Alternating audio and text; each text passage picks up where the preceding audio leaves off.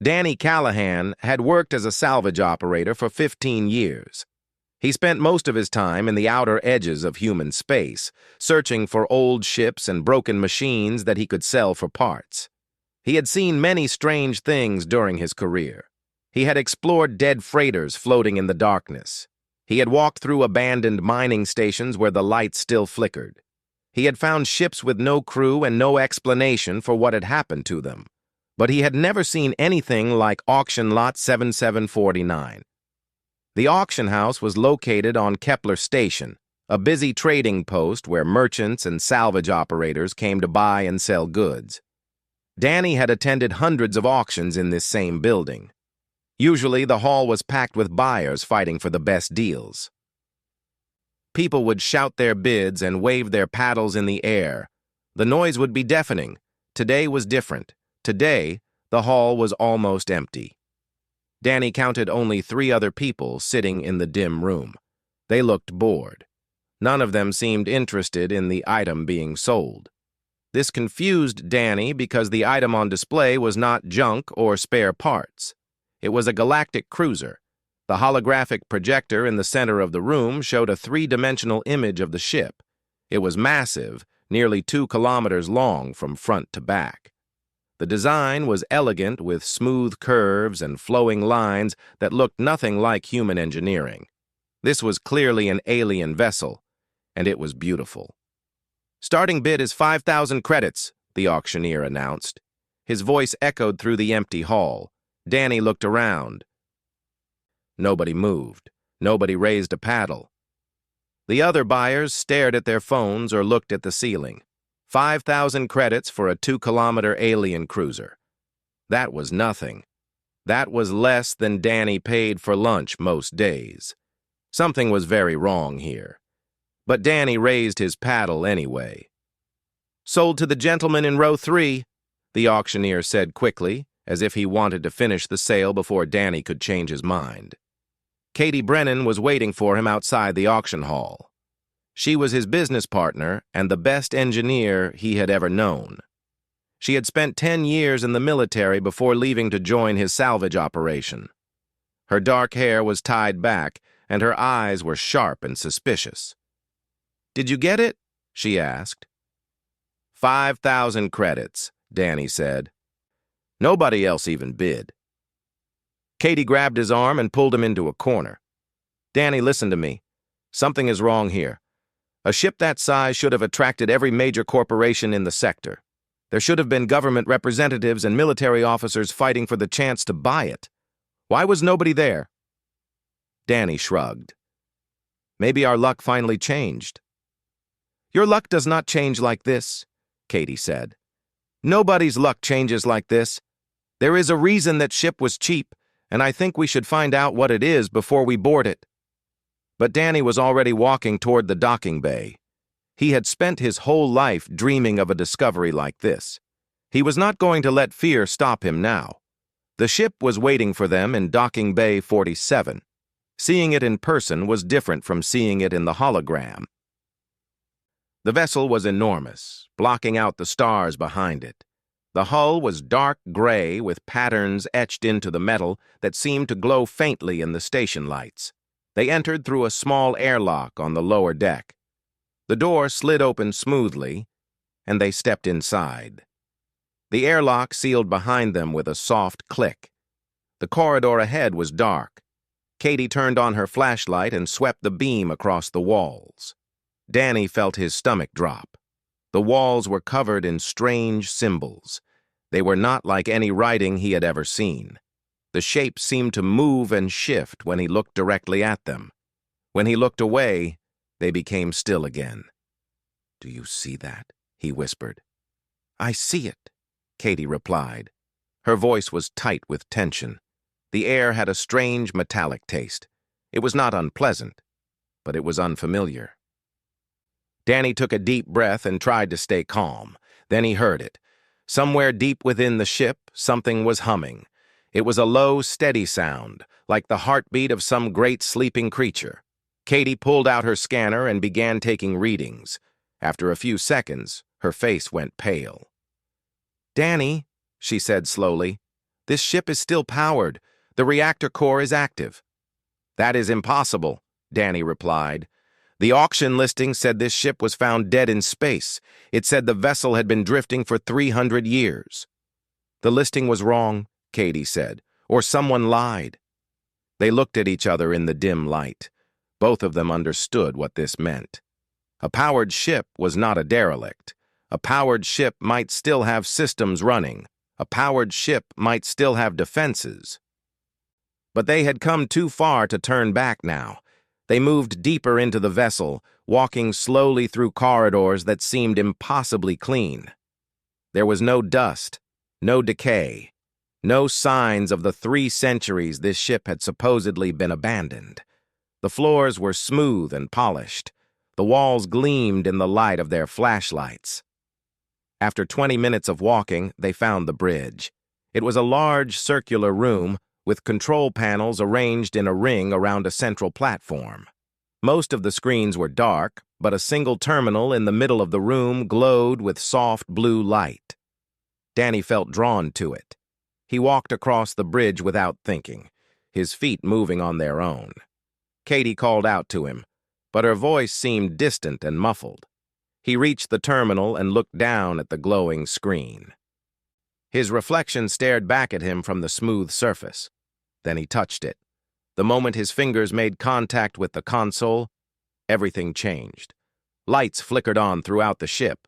Screens activated all around the bridge, filling the room with images and data. The humming grew louder, stronger, more alive, and then a voice spoke. It came from everywhere and nowhere, filling the air with words the voice called itself Sentinel.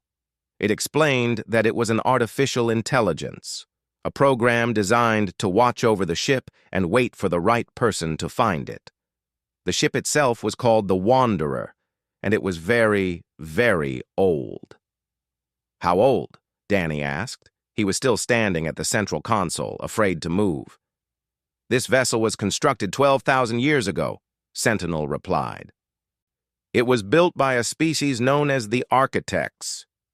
Katie had recovered from her initial shock. She pulled out her recording device and began documenting everything. Her scientific training was taking over, pushing aside her fear. "Tell us about the Architects," she said. "Who were they?" The air in front of them shimmered, and a holographic figure appeared. It was tall and slender with features that looked almost human. The face had 2 eyes, a nose, and a mouth, but the proportions were slightly different. The skin was pale gray, and the eyes glowed with soft white light. "The Architects were the first intelligent species in this galaxy to discover faster-than-light travel," Sentinel explained through the hologram. "They explored the stars for millions of years. They visited countless worlds and studied countless forms of life." Danny sat down in one of the chairs near the console. His legs felt weak. "Millions of years! That is a long time." "The Architects were patient," Sentinel said. "They did not rush. They mapped the galaxy slowly and carefully. And when they found worlds with the potential for life, they helped that life grow." Katie looked up from her recorder. "What do you mean, helped it grow?" "They seeded planets with organic material. They adjusted atmospheres. They guided evolution in small ways, pushing species toward intelligence. The Architects were not just explorers. They were gardeners." Danny thought about this. The idea that life on Earth might have been guided by ancient aliens was hard to accept. But he was sitting on an alien ship, talking to an artificial intelligence that was older than human civilization. Anything seemed possible now. "What happened to them?" he asked. "Where are the Architects now?" Sentinel's holographic face changed. The expression became sad and tired. "They are gone," the AI said. "They were destroyed in a war." The main view screen changed again. It now showed images of battle, of massive ships firing weapons that tore holes in space, of worlds burning and crumbling to dust. "The Harvesters came from beyond our galaxy," Sentinel continued. "They were not interested in exploration or knowledge. They fed on the energy of intelligent minds. When they found a civilization, they consumed it completely. Katie stopped recording. Her face was pale. Consumed? What does that mean? The harvesters drained the mental energy from living beings. They left only empty shells behind. Billions of architects died in their attacks.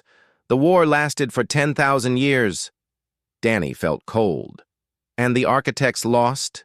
Yes. In the end, the harvesters were too many and too powerful.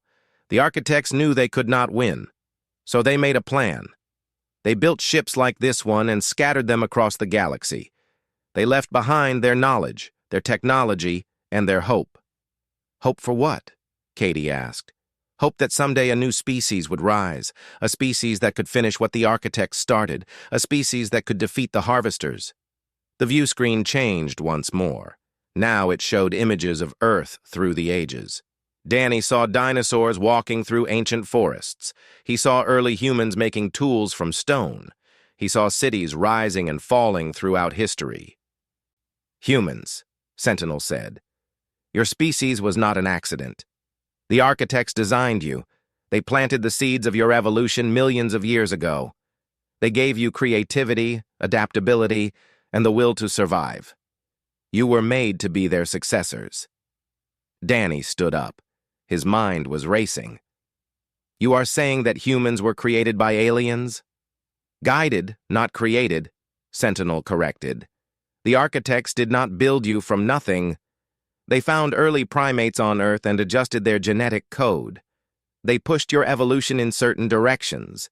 They gave you the potential to become something great. Katie walked to the view screen and stared at the images of Earth. This is too much. This changes everything we know about ourselves. That is why the Wanderer has waited so long, Sentinel said. The architects knew that humanity needed time to develop. They set conditions for inheritance. Your species had to achieve spaceflight on its own. You had to establish colonies on other worlds. You had to prove that you could work together despite your differences. And we met those conditions? Danny asked. 50 years ago, humanity met the final requirement. Since then, the Wanderer has been waiting for someone to find it. Danny thought about the empty auction. He thought about how nobody had wanted to buy this ship. Did you arrange for me to find you? I sent subtle signals, Sentinel admitted. I discouraged other buyers. I made sure the right person would come. Why me? The hologram looked at him with its glowing eyes. Your genetic profile matches the markers the architects were searching for. You carry their legacy in your blood. You are an heir. Katie turned away from the view screen. What does that mean in practical terms? What can Danny do that others cannot? He can control this ship. He can access the full architect database, and he can claim the other vessels that are waiting across the galaxy. Danny's eyes widened. There are more ships like this one? Many more. The architects scattered hundreds of vessels before they fell. Each one contains technology and knowledge that humanity will need. Each one is waiting for an heir to find it. For the next several weeks, Danny and Katie explored the Wanderer. Every day brought new discoveries. They found medical bays with machines that could heal any injury and cure any disease. They found fabricators that could create anything from raw materials, food, tools, weapons, even new machines. They found the engine room with a reactor that could power the ship for millions of years. But the most important discovery was the database. The architects had stored everything in the Wanderer's computer systems. Their history, their science, their art, their philosophy. Danny spent hours reading through the files, trying to understand the species that had created humanity. He learned that the architects had visited thousands of worlds. He learned that they had guided the evolution of dozens of species, hoping that one of them would become their successors. Most had failed. Some had destroyed themselves in wars. Others had never developed past basic technology. Humanity was the first to meet all the requirements. We are the chosen ones, Danny said one evening. He was sitting in the captain's chair on the bridge, staring at the stars through the view screen. Katie shook her head. We are not chosen. We are the last hope. There is a difference. What do you mean? She walked to his side and pointed at the screen. The harvesters are still out there somewhere. The architects did not defeat them. They just delayed them. Someday those creatures will return. And when they do, humanity will be the only thing standing in their way. Danny thought about this for a long time. The architects had given humanity an incredible gift, technology beyond imagination, knowledge that would take centuries to fully understand, the power to explore the entire. The trip to Earth took 4 days. During that time, Katie worked non-stop to learn everything she could about the Wanderer's systems. She studied the engines, the weapons, the shields, and the sensors. She read through technical manuals that were thousands of years old. She asked Sentinel hundreds of questions. Danny spent his time reading the historical files. He wanted to understand the architects, not just their technology, but their culture and their beliefs. He learned that they had been a peaceful species for most of their existence. They had fought wars in their early history, but they had eventually learned to resolve conflicts without violence. Then the harvesters came, and peace was no longer an option. On the 4th day, the Wanderer dropped out of faster-than-light travel and entered the solar system. Earth appeared on the view screen, a blue and green jewel hanging in the darkness of space. Danny felt tears forming in his eyes. He had been away from home for many years, working in the outer reaches of human territory. Seeing Earth again reminded him of everything he had left behind. But there was no time for sentiment. Within minutes of their arrival, alarms began to sound. "Multiple vessels approaching," Sentinel announced. "Military configuration. They are attempting to establish communication." The view screen changed to show a fleet of human warships. There were at least 20 of them, all moving toward the Wanderer with weapons powered and ready. "This is Admiral Patricia Holden of the United Colonies Defense Force," a voice crackled over the communication system. "Unknown vessel, you have entered restricted space. Identify yourself immediately or you will be fired upon." Danny walked to the communication console. "This is Danny Callahan, citizen of the United Colonies. I am a salvage operator from Kepler Station. I purchased this vessel legally at auction 3 weeks ago." There was a long pause. Then the Admiral's voice returned, sounding confused. "Did you say you purchased this vessel, an alien ship 2 kilometers long?" "Yes, Admiral. And I have information that I need to share with the Colonial Council. It is very important." Another pause. Danny could imagine the chaos that must be happening on the military ships. They had probably expected an alien invasion. Instead, they had found a salvage operator who had bought an ancient cruiser for 5,000 credits. "Hold your position," the Admiral finally said. "Do not attempt to move or power your weapons. A delegation will board your vessel within the hour." Katie appeared at Danny's side. "Well, that could have gone worse." "They could still decide to blow us up," Danny pointed out. "Yes, but they have not done it yet.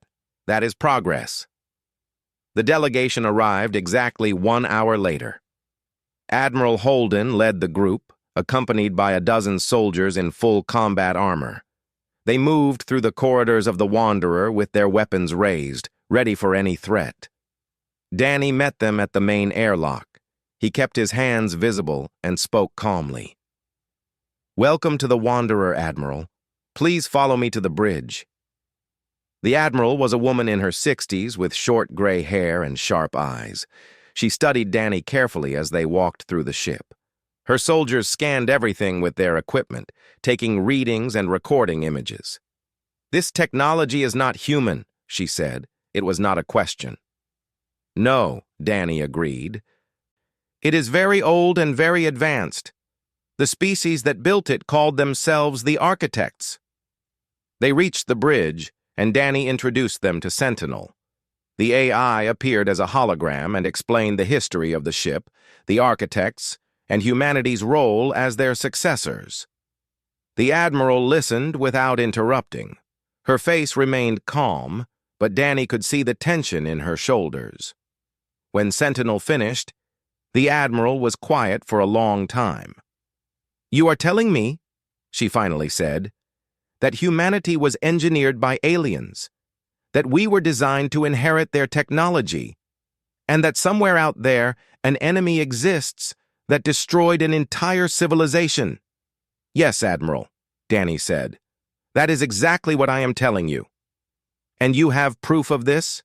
Sentinel activated the view screen, showing images from the Architect database, historical records, scientific data, maps of the galaxy with thousands of unexplored systems.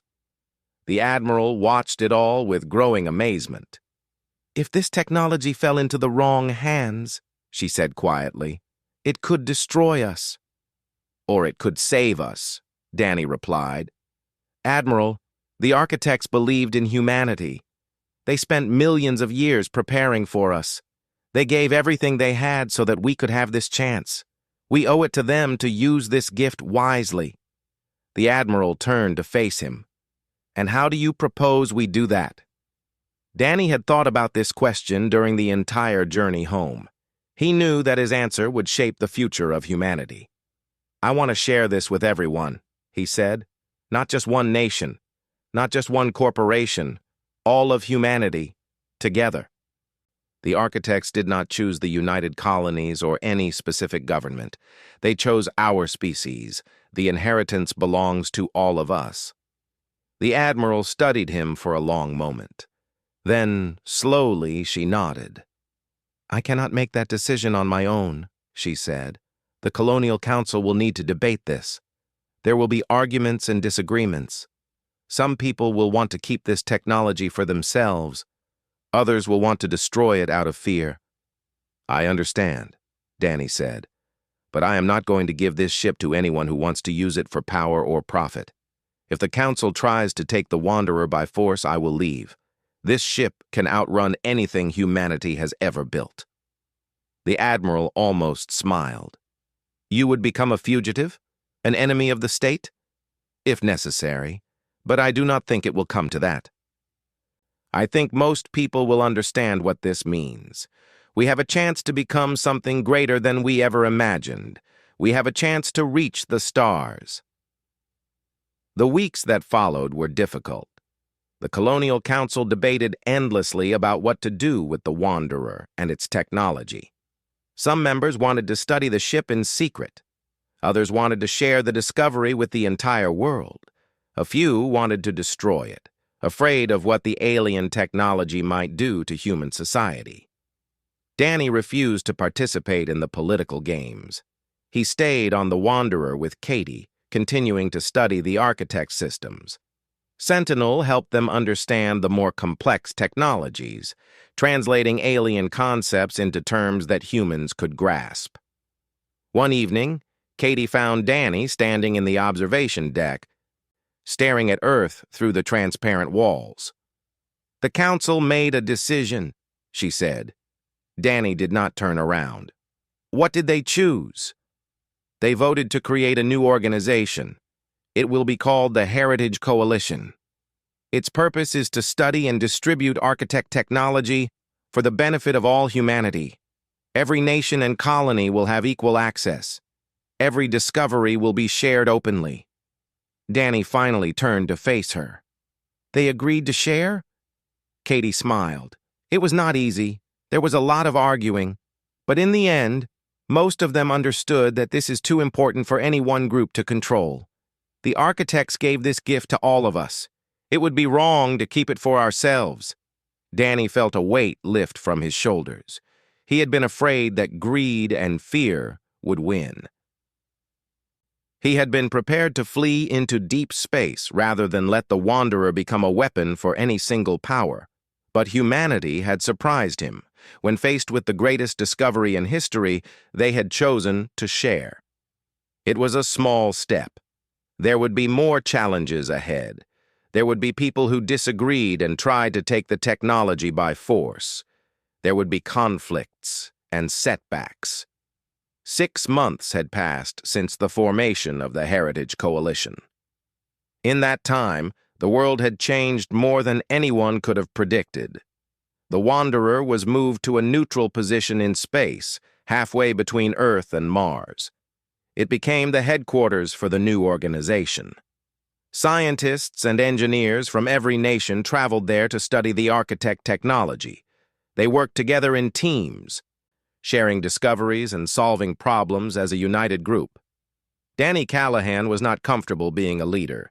He had spent his life working alone or with small crews. Now thousands of people looked to him for guidance. He did his best to delegate, putting experts in charge of different departments. Katie Brennan became the chief engineer, overseeing all technical research. Sentinel served as an advisor, answering questions and providing historical context. But not everyone was happy with the new arrangement. Some nations felt that they should have more control over the architect technology. They had invested more money and sent more scientists, so they believed they deserved a larger share of the discoveries. Others worried that sharing advanced weapons and tools would lead to chaos. What would happen when every country had access to planet-destroying power? A group calling itself the Sovereignty Movement emerged on Earth. They believed that the architect inheritance should belong to Earth alone. The colonies on Mars and the outer planets had only existed for a few hundred years. Earth had been the birthplace of humanity. Therefore, Earth should control the legacy. Danny ignored them at first. He was too busy managing the coalition to worry about political movements. But the sovereignty movement grew stronger every month. They held rallies and protests. They published articles attacking Danny as a traitor who had given away humanity's greatest treasure. Then they decided to take action. The attack came without warning on a quiet Tuesday afternoon. 3 military vessels appeared near the Wanderer, moving fast and firing missiles before anyone could react. The ships had no official markings, but their designs were clearly based on Earth technology. Katie was on the bridge when the first explosions shook the ship. Alarms screamed throughout the vessel. Crew members scrambled to their stations. "Shields are holding," Sentinel reported calmly. "Damage is minimal. The attacking vessels are attempting to breach our hull with boarding pods." Danny ran onto the bridge, still pulling on his jacket. "Who are they?" "Unknown. They are not responding to communications. Their weapons signatures match sovereignty movement sympathizers within the Earth military." Katie looked at the tactical display. 3 small ships against the Wanderer. It was not even a fair fight. The architect cruiser could destroy all of them with a single shot.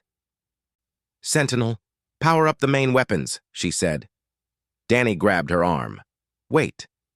Danny, they are trying to kill us." "I know. But if we destroy those ships, we prove everything they have been saying about us. We prove that we are a threat to Earth. We prove that the architect technology is too dangerous." Katie stared at him. "So what do you suggest? Let them blow holes in our ship?" Danny thought quickly. The Wanderer's shields could withstand much heavier attacks than this. They had time to find a better solution. "Sentinel, can you target their engines without destroying the ships?" "Yes, precision strikes are possible. Do it. Disable them, but do not kill anyone." The Wanderer's weapons fired. Thin beams of blue light lanced out, striking the 3 attacking vessels with surgical accuracy. The beams cut through armor and destroyed engine components without touching crew areas or life support systems. Within seconds, all 3 ships were drifting helplessly in space. Katie watched the disabled vessels on the screen. "They tried to kill us, and you saved their lives." "They are humans," Danny said. "Misguided, angry humans who believe they are doing the right thing. Killing them would not solve anything. It would just create more fear and more hate." The aftermath of the attack was complicated. The sovereignty movement denied any connection to the assault, but evidence proved otherwise. Several high-ranking military officers on Earth were arrested for providing the ships and weapons.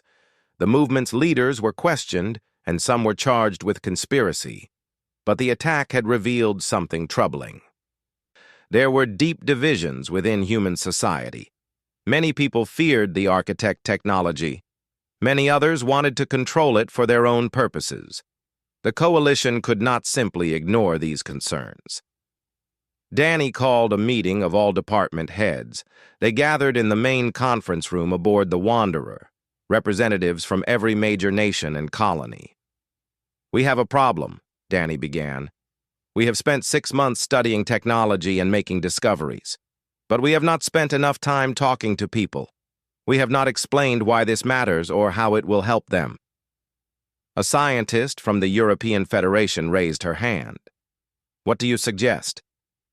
"We need to start sharing the benefits, not just the knowledge. The architect medical technology can cure diseases that have plagued humanity for centuries. The fabricators can produce food and clean water for everyone on Earth. The energy systems can replace fossil fuels entirely." Katie nodded.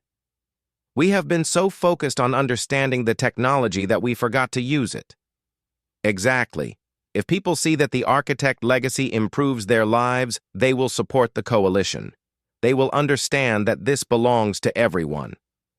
Over the following months, the coalition launched a series of programs. Medical teams traveled to areas with limited health care, bringing architect healing devices that could treat patients in minutes instead of months. Fabricators were installed in regions suffering from famine, producing unlimited quantities of nutritious food. Clean energy generators were given to communities that had never had reliable power. The results were immediate and dramatic. Diseases that had killed millions were suddenly curable. Hunger disappeared from entire continents. Poverty began to decline as people gained access to resources they had never imagined. Public opinion shifted.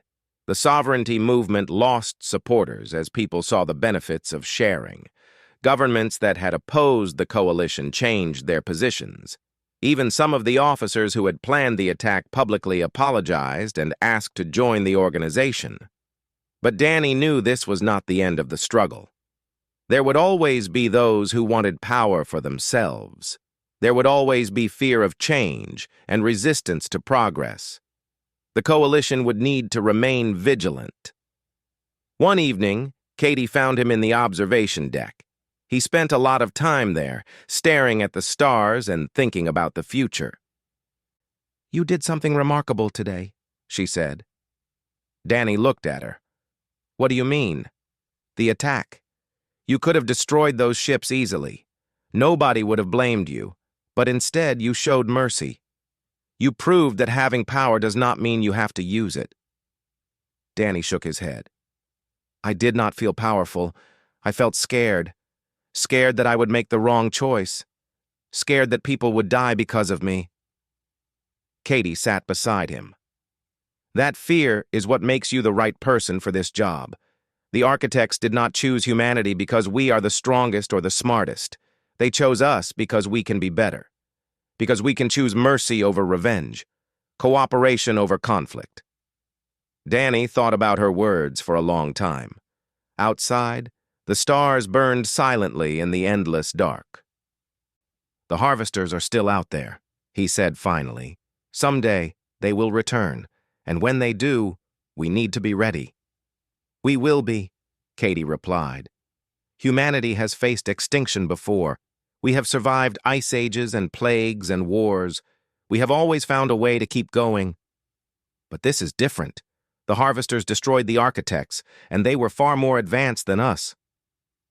2 years had passed since Danny Callahan bought a galactic cruiser at an empty auction. In that time, humanity had transformed more than in all the centuries before.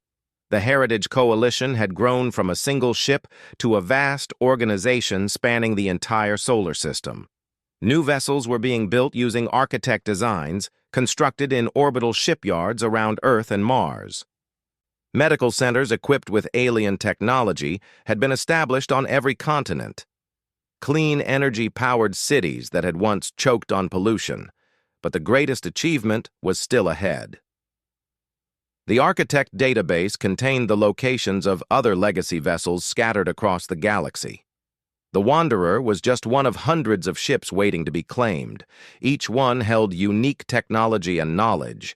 Together, they represented an inheritance beyond anything humanity had ever imagined. Danny stood on the bridge of the Wanderer, watching the final preparations for the expedition. 12 ships had been assembled for the mission. 3 were original architect vessels that had been found in the solar system and repaired. The other 9 were human-built, using architect blueprints. Commander Lisa Mercer led the expedition. She was a former cargo pilot who had been one of the first volunteers for the coalition. Over the past 2 years, she had proven herself to be one of the most skilled operators of architect technology. Her calm demeanor and quick thinking had saved lives during several emergencies.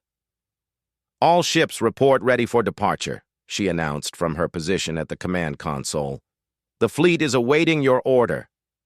Danny looked around the bridge at the crew members who had become his family over the past 2 years. Katie was at the engineering station monitoring the ship's systems. Sentinel floated nearby as a holographic projection, ready to provide guidance and information. "This is it," Danny said. "The first step into a larger universe. From this point forward, nothing will be the same." He walked to the main view screen and activated the fleet-wide communication system. His face appeared on every ship, in every cabin, before every crew member. 2 years ago, I bought this ship at an auction. I expected to find old technology and spare parts. Instead, I found a gift from an ancient civilization, a gift meant for all of humanity. He paused, gathering his thoughts. The architects believed in us. They spent millions of years preparing for our arrival. They sacrificed everything they had so that we could have this chance. Today, we begin to honor their sacrifice. Today, we take the first step toward claiming our inheritance. The fleet's engines powered up. One by one, the ships jumped to faster-than-light speed, vanishing from the solar system in flashes of blue light. The stars stretched into lines, and the darkness of deep space embraced them. Their destination was a system called Nexus 7 in the architect records. According to the database, a massive carrier vessel waited there, a ship even larger than the Wanderer.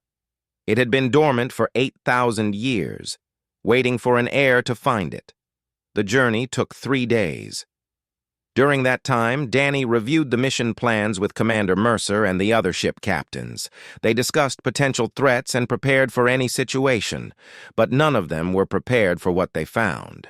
When the fleet dropped out of faster-than-light travel, the view screen revealed their target. The carrier vessel was enormous, nearly 5 kilometers long. Smaller craft surrounded it like fish around a whale. It was called the Guardian, and it was beautiful. Commander Mercer began standard approach procedures. Sentinel prepared to establish communication with the dormant ship. Everything was proceeding according to plan. Then the Guardian systems activated on their own. Lights flickered across the massive vessel. Engines that had been cold for millennia began to hum, and a signal broadcast across all frequencies, reaching every ship in the fleet. "Warning: harvester activity detected in adjacent sectors. Defense protocols engaged." Danny felt his blood turn to ice. The word harvester echoed in his mind, bringing back every nightmare he had experienced since learning about the architects. "Sentinel, confirm that message," he ordered. "Confirmed. The Guardian's long-range sensors have detected energy signatures consistent with harvester vessels. They are approximately 40 light-years from our current position. Their trajectory indicates movement toward human-occupied space." The bridge fell silent. Every crew member understood what this meant. The enemy that had destroyed the architects, the threat that had lurked in the darkness for 12,000 years, was real, and it was coming. Katie's voice broke the silence. "How long until they reach Earth?" "At their current speed, approximately 18 months. 18 months. It seemed like a long time, but Danny knew better. Humanity was just beginning to understand architect technology. They had a handful of ships and a few thousand trained operators. The harvesters had destroyed a civilization that had been exploring the galaxy for millions of years. Commander Mercer looked at Danny through the communication screen. Her face was pale but determined. "What do we do?" Danny closed his eyes for a moment. He thought about the architects and everything they had sacrificed. He thought about Earth and the billions of people who had no idea what was coming. He thought about Katie and all the friends he had made since finding the Wanderer. Then he opened his eyes and stood straight. "We do what the architects always believed we would do," he said. His voice was steady and clear. "We fight, we survive, and we show the harvesters that humanity is not a species that surrenders." He turned to Sentinel. "Connect me to the Guardian. If that ship is willing to respond, we need to wake it up completely. We need every weapon, every shield, every piece of technology it contains." "Connection established," Sentinel replied. "The Guardian acknowledges your authority as an heir. It is ready to serve." Danny nodded. "Good. Commander Mercer, bring the fleet alongside the Guardian. We are going to inspect that ship and learn everything we can in the next 48 hours. Then we return to Earth and tell them what is coming." The next 2 days were a blur of activity. Teams explored the Guardian and cataloged its systems. They found weapons that could destroy fleets and shields that could withstand almost any attack. They found factories that could produce new ships and medical facilities that could heal almost any wound. But more importantly, they found records of how the architects had fought the harvesters. They found battle plans and tactical analyses. They found information about enemy weaknesses and vulnerabilities. The architects had lost, but they had learned many things before the end. They had left that knowledge for their successors. They had given humanity a fighting chance. When the fleet returned to Earth, Danny called an emergency meeting of the Colonial Council. He presented the evidence from the Guardian's sensors and explained the threat. For a moment, there was chaos. Fear spread through the room like a wave. But then something remarkable happened. The representatives stopped arguing. They stopped thinking about their own nations and their own interests. For the first time in human history, every government agreed on a single goal. They would fight together. The next 18 months saw humanity mobilize like never before. New ships were built at an incredible pace. Factories produced weapons and supplies around the clock. Scientists worked to understand every piece of architect technology that might help in the coming battle. Danny watched it all from the bridge of the Wanderer. He was not a general or a politician. He was just a salvage operator who had stumbled onto something incredible, but somehow he had become a symbol, a reminder of what humanity was fighting for.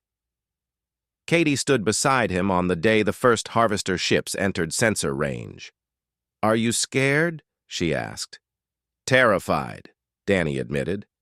"But I was scared when I first boarded this ship. I was scared when I decided to share the technology with everyone. Fear is not the same as weakness." The view screen showed the approaching enemy. There were hundreds of them, dark shapes moving through space like a swarm of locusts. They were coming to consume humanity just as they had consumed the architects. But waiting for them was a fleet of 200 human ships. The Wanderer, the Guardian, and dozens of newly built vessels crewed by people from every nation on Earth. Danny activated the fleet-wide communication system one last time. The architects believed that humanity could succeed where they had failed. They believed that we had something special, something that made us different from every other species they had created. Today we proved them right. He looked at the stars, at the enemy approaching, at the fleet arrayed around him. Today, we show the universe what humanity can do. The battle for Earth's survival had begun, and somewhere, somehow, Danny knew the architects were watching. They had planted seeds across the galaxy, hoping that someday one species would rise to face the darkness. That day had finally come. Humanity had inherited the stars. Now it was time to defend them. True, but the architects were alone. They had no one to help them, no one to share the burden. Humanity is not alone. We have each other, we have the coalition, and we have the tools they left behind. Danny looked at his partner, his friend, the woman who had been with him since the beginning of this incredible journey. "You really believe we can win?" Katie smiled. I believe we have to try. The architects gave us everything they had. They sacrificed their entire civilization so that we could have this chance. The least we can do is fight." Danny nodded slowly. She was right. Fear was natural, but it could not control him. The architects had chosen humanity for a reason. Now it was time to prove them right. The stars waited. The harvesters lurked somewhere in the dark between galaxies, and humanity, young and fragile but full of potential, was just beginning to understand its place in the universe. The real test was still to come. But for now, in this moment, Danny allowed himself to hope. The architects had believed that humanity could be better than they were. They had invested millions of years in that belief. And today, humanity had proven them right. The Heritage Coalition was born. The work of understanding the architect legacy had just begun. And somewhere in the vast darkness between galaxies, the harvesters were waiting. But that was a problem for another day. Right now, Danny looked at Earth and smiled. He had bought a galactic cruiser at an empty auction. He had found humanity's inheritance inside, and now, finally, he had brought it home. Galaxy. But they had also given humanity a burden, a responsibility, a war that was not finished. He made his decision. "We need to go home," he said. "We need to tell everyone what we found." Katie nodded. "I was hoping you would say that." Danny turned to the central console. "Sentinel, set a course for Earth." "Course laid in," the AI replied. "At maximum speed, we will arrive in 4 days." The Wanderer's engines hummed to life, and the ship began to move. Danny watched as the stars stretched into lines of light around them.